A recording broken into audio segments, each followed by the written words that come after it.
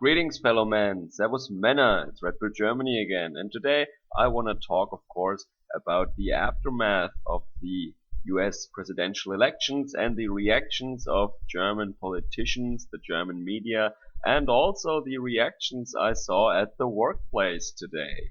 So Germany is, of course, really divided on Trump. I mean, first of all, there are the established parties with Angela Merkel at the top and also the Social Democrats. And they did not congratulate Donald Trump to his success, and Merkel only reluctantly, kind of formally congratulated him. But of course, she lectured him in her congratulation speech that he should remember what democratic values are, blah, blah, blah, blah, blah. So she arrogantly lectured Donald J. Trump instead of just congratulating him to the election success he had. And then, of course, right after the results were out, the mainstream media put articles out that were just parroting what the Clinton campaign basically said.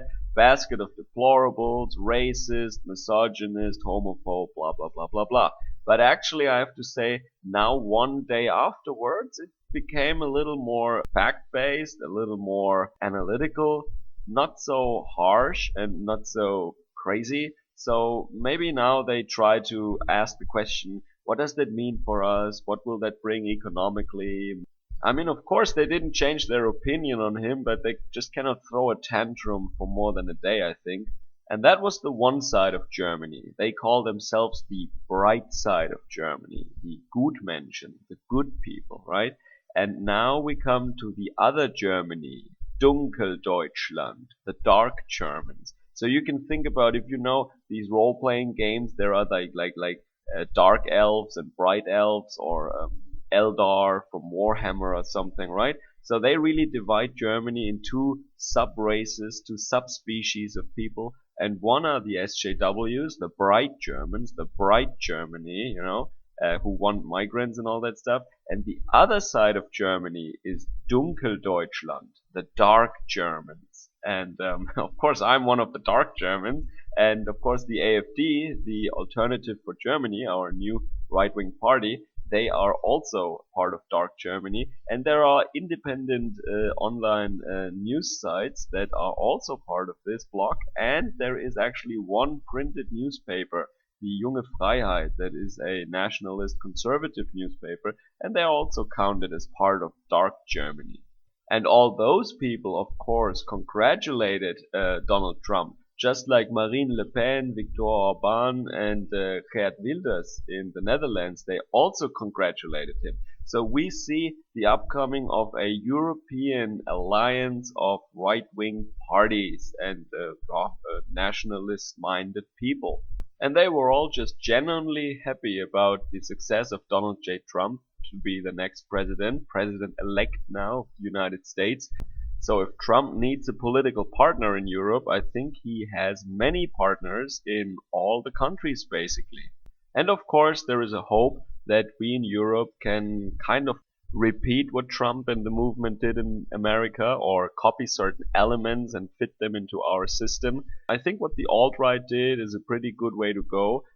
Anti-SJWs and the alt-right creating all those memes and basically mocking the establishment, the globalists and the SJWs, because humor is probably the best thing. If you're angry always and talk about the national deficit and all those foreigners coming in, and this is not a true democracy anymore. What would Abraham Lincoln say?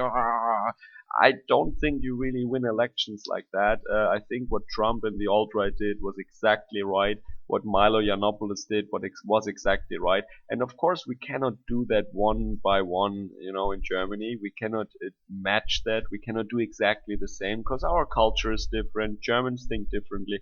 But we can take some valuable lessons from that and maybe see where to go from there. And at work during break time, it was actually really funny. I mean, of course, they talked all about the US elections, of course. People there are really blue pill. They have not a shred of knowledge about human nature or the nature of socioeconomic systems and stuff like that. So they are engineers, technicians, stuff like that, right? They are, of course, hardworking, intelligent, good people, basically. But what they are really afraid of is that things will change. They are actually in a pretty good spot, they're parents and they just bought a house, so they don't want the boat to be rocked. They don't want change. They don't want anything different, because they think they have a good thing going. And I think they have. So they are, of course, afraid now that a person like Donald Trump would totally change the status quo, and I hope he will actually. But I hope he doesn't destroy our whole economic system. I think he won't, but they are really scared about that. I'm actually scared about what happens when the globalists stay in power, but this is where we differ. And they are not really politically interested too much, so they get their information from the mainstream media, and some of them are critical and take it with a pinch of salt maybe, but more or less that's their source of information, right? And what I also noticed, because I have one coworker who also likes the AfD, who is a conservative, but we always talk about this when we are in private. We would not want our coworkers to overhear that. And that doesn't mean that there is something wrong with our opinion. That just means that it's not a tolerated opinion. That's all that is. Our opinion, there is nothing wrong with our opinions. It's just that the mainstream and society does not tolerate it. We would get into trouble. But those people today, those blue pillar normies, they were so loud. Everyone in the whole department could hear them basically.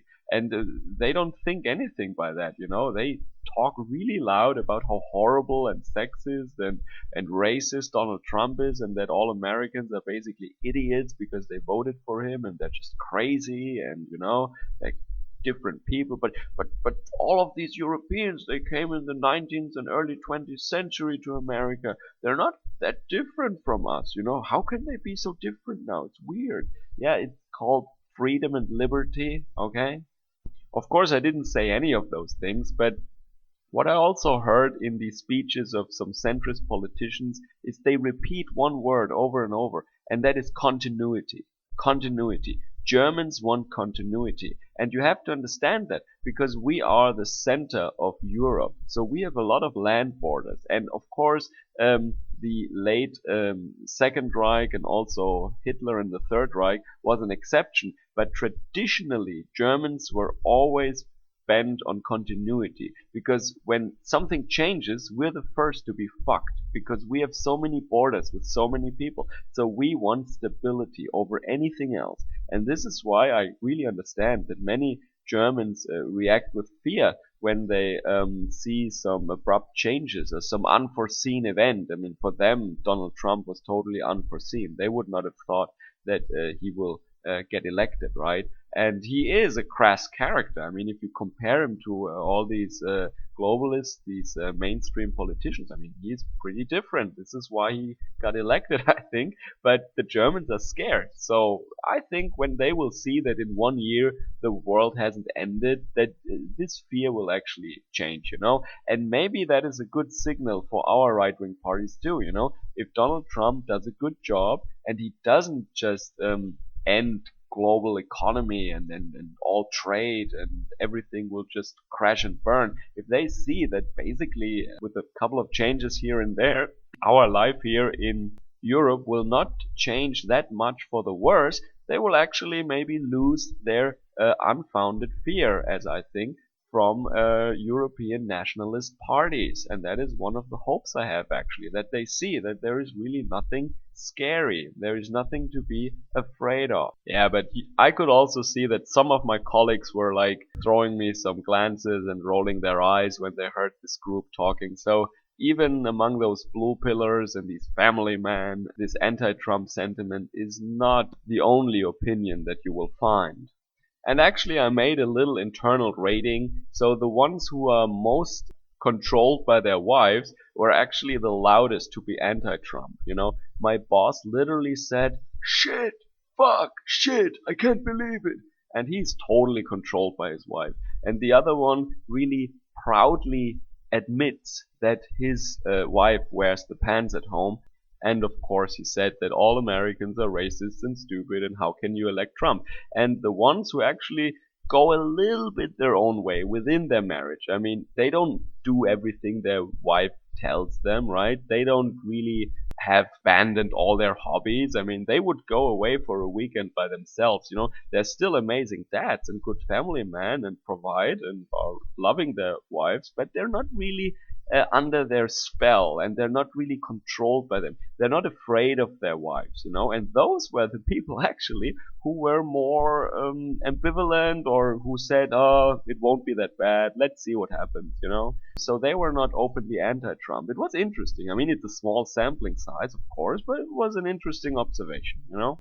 Okay, guys, so this was my first day after the election, and I told you what I saw in the German media and what I witnessed at my workplace. So I think Germans will get used to it, and maybe if Trump does a good job and we won't have World War III soon, then people will actually come around to see that nationalism really means love.